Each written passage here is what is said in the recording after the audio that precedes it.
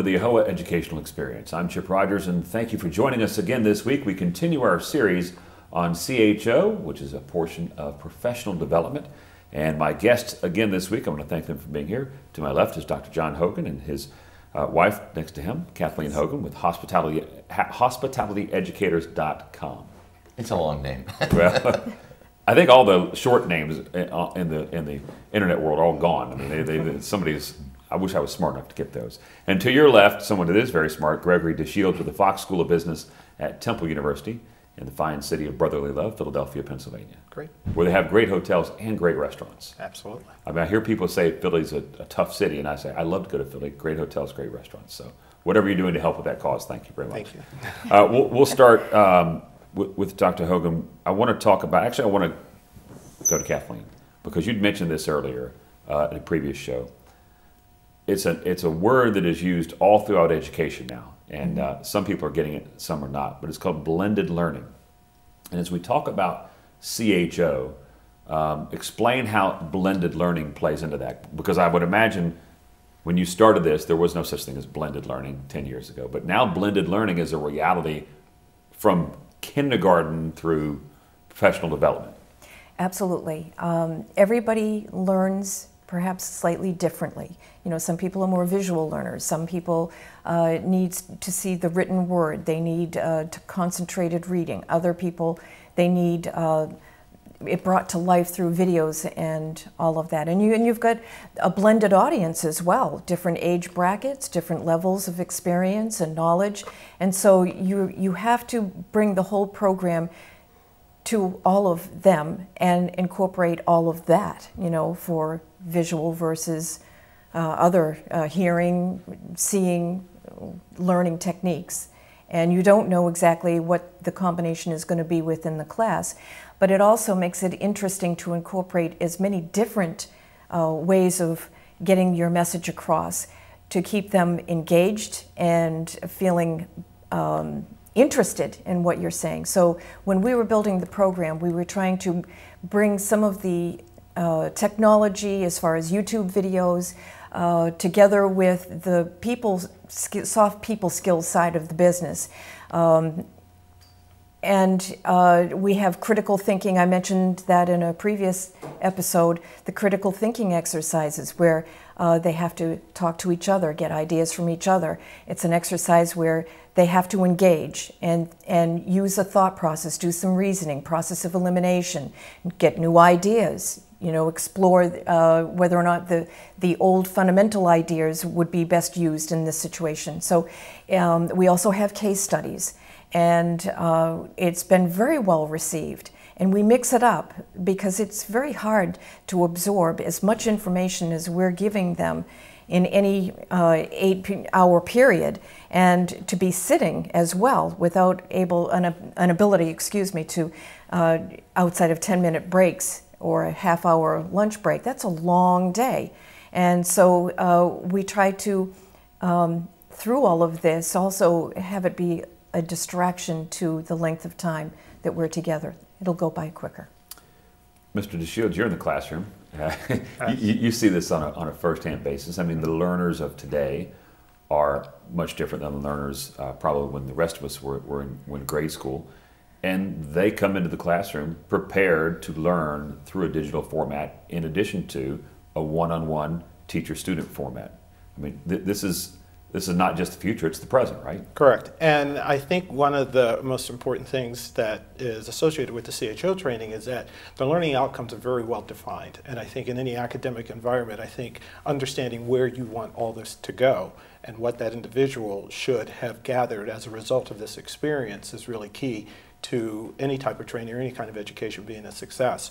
I will say, though, the interesting thing in class today is with the various avenues of information to be presented to an individual, the attention span is much harder to control.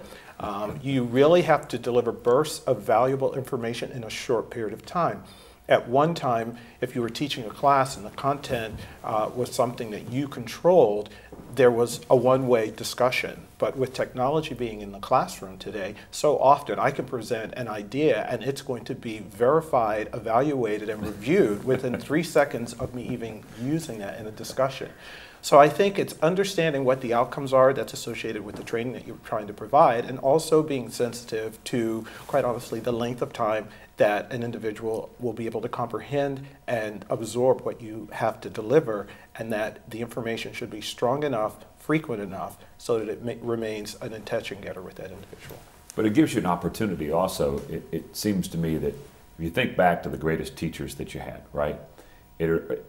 It was always, for me at least, I assume for most people, those teachers who connected with you in a way that they went beyond being a teacher, but being more of a mentor or a coach. Mm-hmm. And to me, that's what blended learning offers, because I mean, the information, as you just alluded to, it's all there. Mm-hmm. And the digital format can deliver the information, but you as the teacher, you as the trainer, the coach, you're going to bring that information to life in a way that maybe they're not going to get in a digital format. Correct. But I also, from the way that the CHO is developed, as certainly us as instructors, I bring a hybrid of experience from working in industry and working in academia, that there is a sense of believability and belief from that individual that you're teaching that you do know what you're talking about. Sometimes right. The discussions are most valuable when we have a philosophical discussion that really then talks about our stories. So they're as interested in sharing their story about a situation that may have taken place in their hotel as I might share it. So there's a lot of credibility associated with the content and then how they absorb it. But absolutely, that idea of having engagement with the individual who's teaching and the individuals who are in the class is most valuable. We are 3 of about a dozen faculty members that are in our pool, and we do use different faculty members at different programs on availability and scheduling and their specialty.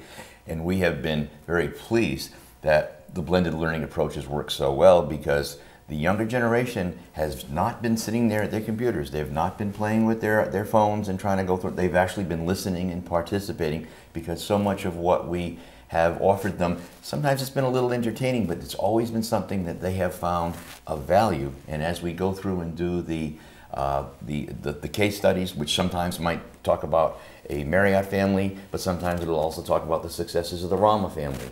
We'll talk about things that are in their real world, and then what Greg was just saying, they get to share it among their own stories. And a lot of times it's not like in the world of just living. There's not just one right answer. There can be a whole series of variables, and then the owners helping each other, networking. Again, that's the heart and soul of what AAHOA really is. So it's working well. And before we go to break, I would say the beauty of all blended learning or learning through a digital format where at least the information is delivered through that format is that it's accessible. I mean, you guys give them the real world experience. You bring the credibility to the classroom, to the training, but if they miss something, they can access it again, right? Oh, absolutely. Right. And we will be taking and we'll be testing within the next several months a whole series of components that will take some of this, and we're going to see if the AAHOA members prefer that, or if a certain portion of them prefer that, and then they'll have a choice to see if they want totally the high touch or if they want more of the high tech, and that's again a part of AAHOA's commitment to looking at their entire 11,000 plus membership. All right, well, we've got to take a quick time out. We're talking about the CHO program, professional development, focusing a lot this show on technology, and we'll talk about technology and how it can bring profits to your business when we come back right after this.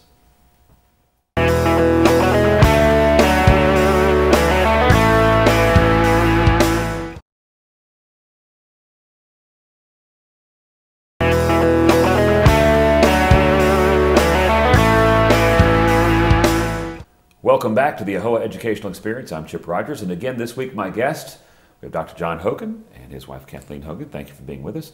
And Gregory DeShields from Temple University. Thank you all 3 for being with us to talk about professional development, the CHO program.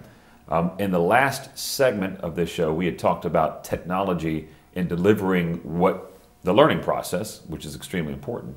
But of course, you can't turn around without hearing the word technology, as it's talked about in every facet of life.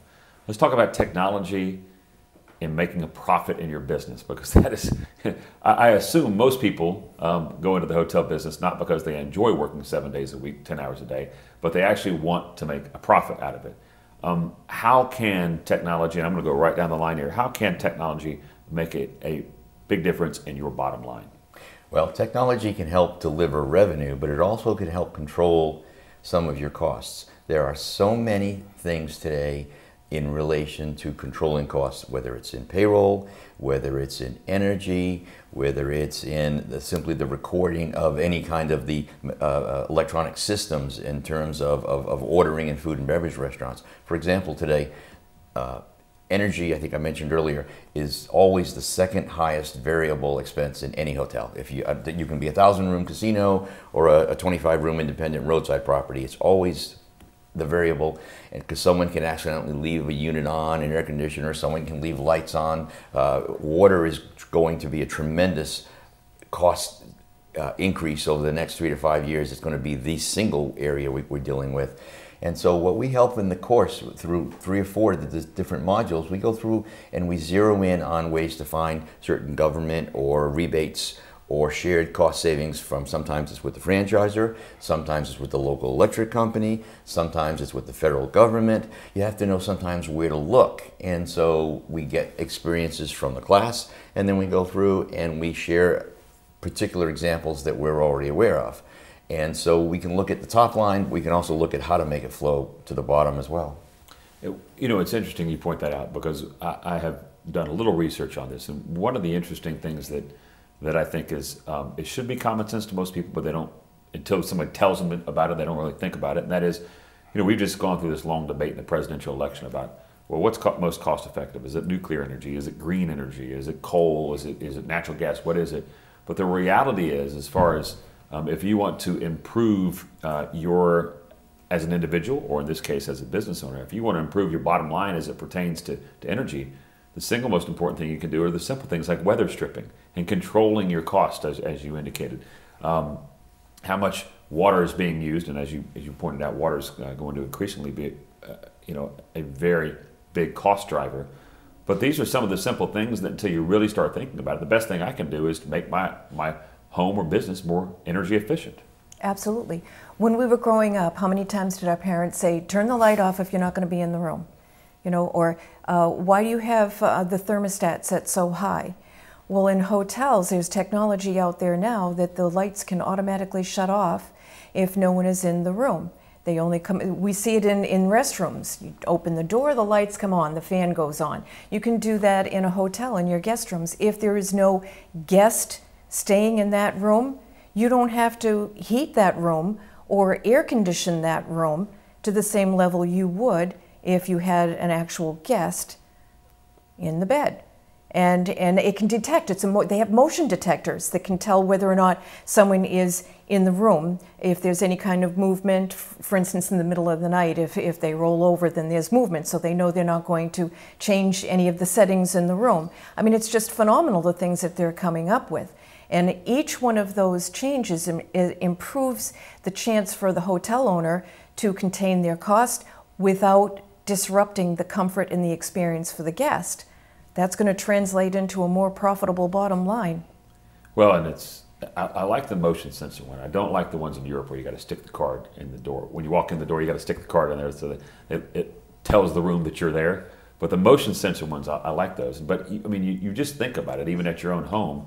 A friend of ours told us that they just went around and unplugged all their appliances, all their computers and everything that all these houses have. And they just did it for 1 month, and then they looked at the bill, and it was like a 20% savings just by turning that or unplugging that stuff at night. What would be a 20% savings for a hotel owner if they could reduce their power bill by 20%? I mean, that's major profit. That could be a make or break for them in a hard year. Yeah, absolutely. There are so many areas of hotels that can be resolved by simply putting timers in housekeeping closets, by going through and changing when they in fact run the sprinklers outside. And so we just come up with literally dozens of evolving examples and situations that we show them how they can help improve by 10, 15, 20%. and then they start sharing their own stories. And I want to follow up with Greg on that. He segued into it perfectly. Housekeeping, you have some expertise in this. If energy is the second biggest cost driver, housekeeping is the first, right? Correct.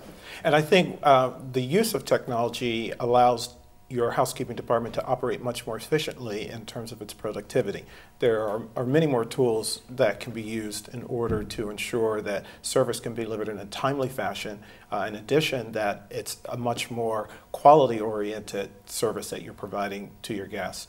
The challenge with a housekeeping department is that it provides a great deal of variables that you have to manage and overcome during the course of the day, but technology can relieve some of that, whether it's recording clean rooms a lot faster, whether it's providing clean linens for the room in a much more efficient way.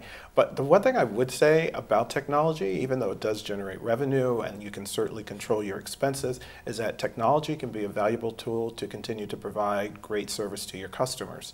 The idea of providing, low cost or no cost wireless access to their internet devices is huge, and being sensitive to the technology needs that most guests have and providing a much more convenient access to plug-in receptacles and integrating their devices into the existing media that's in a room, so that technology helps to also provide the service that guests are expecting in a very seamless way while still creating more revenue as well as controlling your expenses. And while you were saying that, I'm thinking to myself, he's exactly right, because I hate to go to the hotel room where I gotta move a piece of furniture and reach underneath to try to plug something in. But when I walk into a room and on the desk where the light is, there's plugs built into the bottom of that light, I'm thinking, yes, this is good because that's right next to the bed where I want it. Exactly. I mean, typically there's 3 devices that you're going to need to plug in: your game device, your phone, and your tablet device. And those 3 travel pretty much consistently now with consumers. So those type of small but very detailed efforts to provide service as well as technology can make a huge impact in terms of your customer.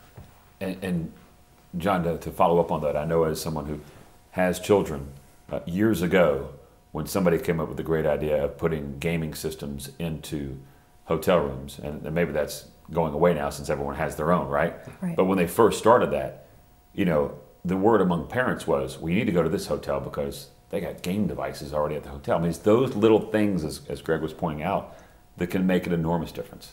They're still popular, but it's sort of a declining revenue model. The same as we used to make. Hotels used to have a large amount of revenue from telephones, from resale of phones. Obviously, no one makes any revenue anymore because cell phones. In fact, we talk about it in the last class just last week. We asked the question, do you really need telephones anymore in your rooms? Because why? And getting them to actually think outside of the traditional thought process. What does it really do other than a wake-up call? And so the answer is not totally known yet, but it's evolving. It'll be used for, that wiring will be used for some other thing that we don't know what it is exactly today, but in 2 years or 3 years, someone will find a way to do that. So looking at new toys or the why or the different ways of trying to create revenue is not as important as it is the overall guest experience. It's all just one element of it now. All right, well, we have flat run out of time because there's one thing you cannot change, and that is the clock. It keeps on rolling. So we're out of time for this week, but we're not done with this series. Make sure to join us again next week. I want to say thank you to my guest, Gregory DeShields from Temple University. Thank you. And John and Kathleen Hogan from hospitalityeducators.com. Make sure to go to their website. I'm Chip Rogers, and if you'd like to contact me, you can do so via email, chip@AAHOA.com. That's chip@AAHOA.com. Thanks for watching. We'll see you again next week.